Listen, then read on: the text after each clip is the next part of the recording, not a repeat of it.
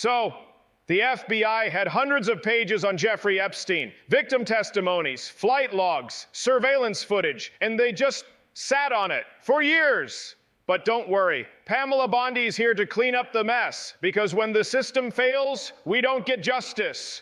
We get a press conference. Welcome to the United States of amnesia, where billionaires traffic children, agencies forget how to investigate, and the only thing that gets arrested is public trust. I'm Kash Patel, and today I'm reading you the declassified Epstein files. Let's go. January 2025. Pamela Bondi, former Florida Attorney General, now head of the DOJ's Transparency Task Force, drops a bombshell: 247 pages of Epstein documents, victim statements, FBI memos, flight logs, surveillance tapes, all buried, all ignored, all real. This isn't a leak, it's a confession. Epstein was arrested in 2006. Charged with soliciting minors. The FBI had over 40 victim statements and still gave him a sweetheart deal. Why? Because Epstein was a confidential informant, feeding the Bureau crumbs about hedge fund fraud and foreign nationals. In exchange, they gave him immunity. Translation, he gave them gossip. They gave him silence. One girl, 14 years old, recruited by Ghislaine Maxwell at a mall, flown to Epstein's island, assaulted, filmed, told she'd get $200 if she brought a friend next time. The FBI called her testimony credible, recommended further investigation. Then, nothing. Another girl escaped Epstein's New York townhouse, ran barefoot to a deli. The deli owner called the cops. NYPD forwarded the report to the FBI. They marked it duplicate incident and closed the file. This wasn't neglect, it was policy. Epstein's jets, N212JE and N908JE, were tracked for years. Flight manifests from 1998 to 2006. Names redacted, but initials still there.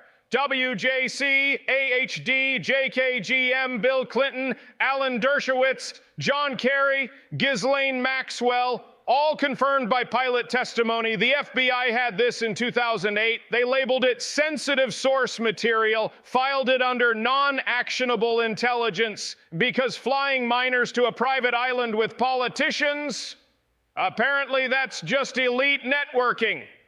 Surveillance footage from Epstein's Palm Beach mansion.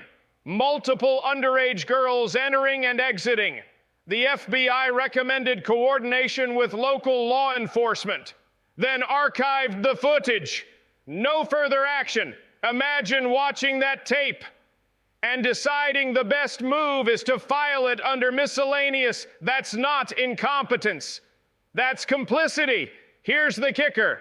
Epstein's informant agreement, signed by a senior FBI official. Terms: he provides intel on hedge fund fraud, offers contacts in Saudi Arabia and Russia, agrees to limit contact with minors. Limit, not eliminate, not cease, just limit. This wasn't a loophole. It was a handshake. Pamela Bondi steps up, says, "The American people deserve transparency.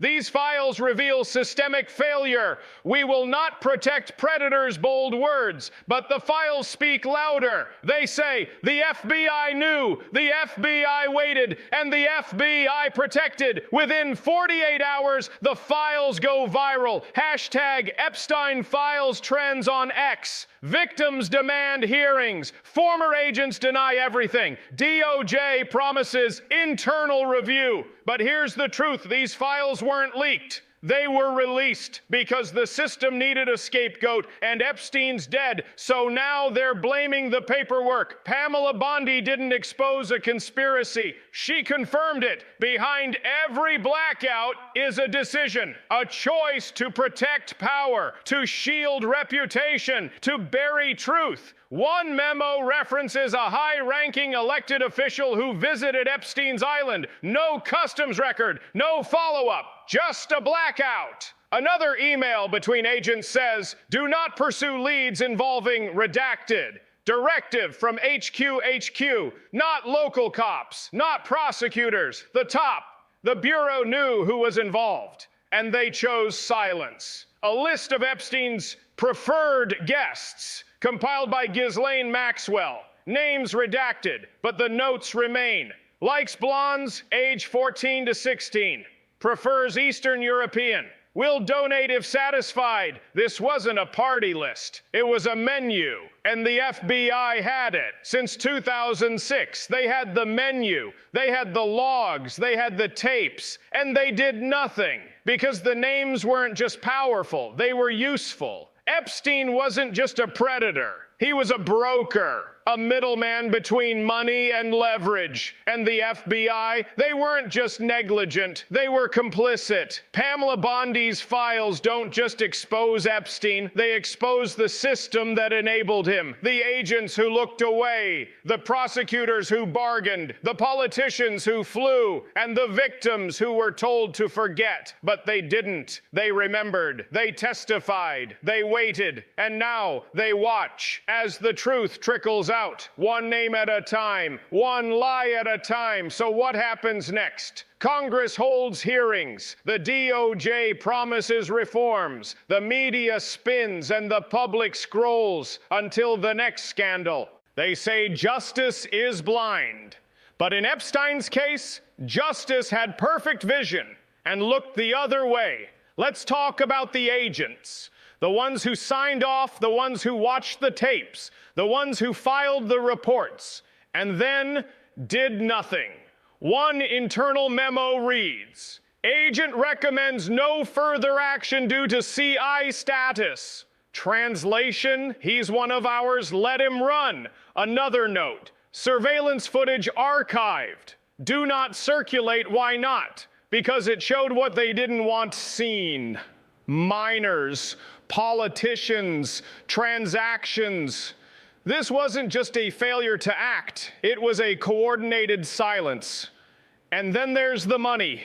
Epstein donated to law enforcement charities, funded private security firms, even paid for legal seminars attended by prosecutors. He wasn't just buying silence, he was buying loyalty. The files show receipts, wire transfers, invoices, consulting fees, all tied to names that never made headlines, because when you control the narrative, you control the outcome. Pamela Bondi's task force didn't just release documents, they released a blueprint of how power protects itself, of how predators become assets, of how agencies become accomplices. And the public? We're left with fragments, redacted names, half-truths, and a promise that more will be revealed. But we've heard that before. From Watergate, from Iran-Contra, from every scandal that ended with a shrug. This time we don't need more revelations. We need accountability. Because the victims aren't just statistics, they're survivors, and they deserve more than a press release. They deserve answers. They deserve justice. They deserve to know why the FBI protected a predator. And we deserve to know who else was protected. Because if Epstein was the tip of the iceberg, then the files are just the frost, and the system, it's still frozen. So let's ask the question nobody in power wants to answer. If Epstein was protected, who else is? Because predators don't operate alone. They need enablers, gatekeepers, people who look the other way, people who sign the forms, people who say, let's not pursue this. And those people, they're still working, still collecting pensions, still sitting in offices with framed flags and empty ethics. The files show patterns, same agents, same prosecutors, same excuses. Not enough evidence, outside jurisdiction, sensitive source, national security. National security? What exactly was Epstein securing? A pipeline of leverage? A catalog of compromise? Because when you run a trafficking ring with billionaires, scientists, and heads of state, You're not just committing crimes, you're building insurance. And the FBI, they weren't investigating, they were insuring. They let Epstein operate, they let him expand, they let him die. And now they want us to believe it was all a mistake, a bureaucratic hiccup, a failure of oversight. It was a system working exactly as designed. Pamela Bondi's release wasn't justice, it was damage control. A controlled burn, a way to say, look, we're doing something while making sure nothing actually changes. But here's the thing, you can redact names, you can bury tapes, you can archive memos, but you can't erase memory. Not anymore, because the victims remember, the public remembers, and now you do too. This isn't about Epstein, it's about every institution that let him thrive, every badge that turned away, every handshake that came with a wink. And if we don't hold them accountable, then we're just waiting for the next Epstein, the next island, the next non-actionable intelligence. So no, we won't forget, we won't move on, we won't scroll past. We'll keep asking, we'll keep digging, we'll keep naming, because remembering isn't just resistance, it's revenge. I'm Kash Patel, and this was the declassified Epstein files. No redactions, no apologies, no mercy. See you on the next page.